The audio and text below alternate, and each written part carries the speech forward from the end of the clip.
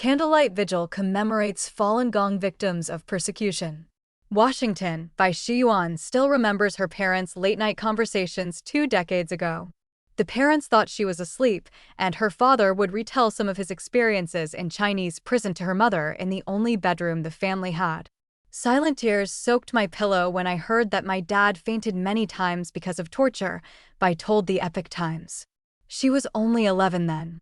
Her father is a practitioner of Falun Gong, a spiritual practice grounded in the principles of truthfulness, compassion, and forbearance.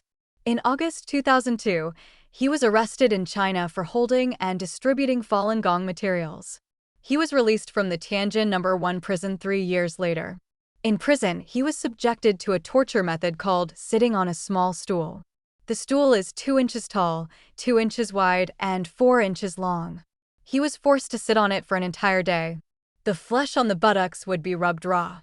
After a night's rest, a thin scab would begin to form, but the next day he had to sit on it again, tearing open the wound so that the scabbed area became a mass of raw, bloody flesh. In October 2023, Bai's parents managed to escape China to Australia. A year later, Bai left Singapore for the United States. The family hasn't been united for years. Bai was one of the hundreds of Falun Gong practitioners at an annual Candlelight Vigil in Washington on July 23. Her thoughts were with her father and those who are still being persecuted in China. Making history. For years, Falun Gong practitioners have gathered in the capital of the United States in July, just like they did 27 years ago. When the Chinese Communist Party launched nationwide arrests of Falun Gong practitioners overnight on July 20, 1999, the first thing that practitioners in the United States thought of was to visit their elected officials. And as the CCP's campaign began with torture and killing, the first annual Candlelight Vigil in Washington took place in 2000. Back then, many congressmen and senators hadn't heard of the spiritual practice, which is rooted in traditional Chinese culture. Now, the persecution of Falun Gong in China, especially the killing of practitioners for their organs, is common knowledge. Mary Manthe from Ann Arbor, Michigan, was there to urge the senators from her home state to co-sponsor a bipartisan Senate bill that would bar individuals involved in forced organ harvesting from entering the United States and freeze their U.S. assets. She took up the spiritual practice in 2018 and has come to Washington every July since.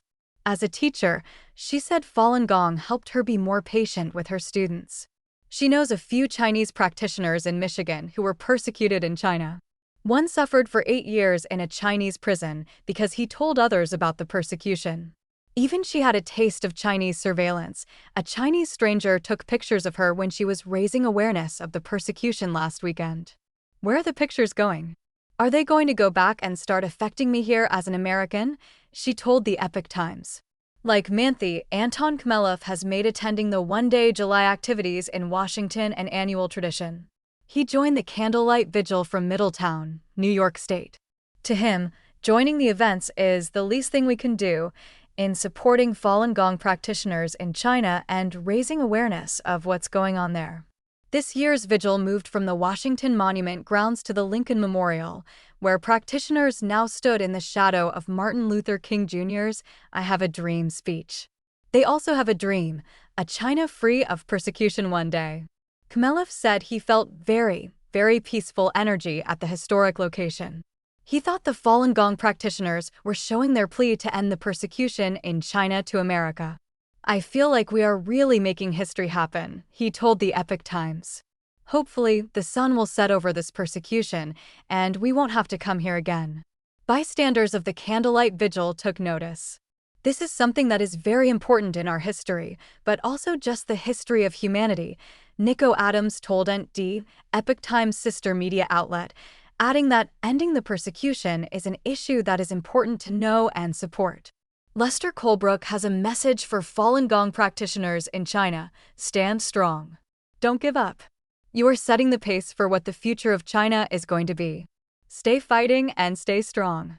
That's where the future of China lies. As dusk fell over the Lincoln Memorial, Bai held her candle and thought of her father. She still hoped for the day when Falun Gong practitioners in China could practice freely. Sam Wong and Sherry Dong contributed to the report.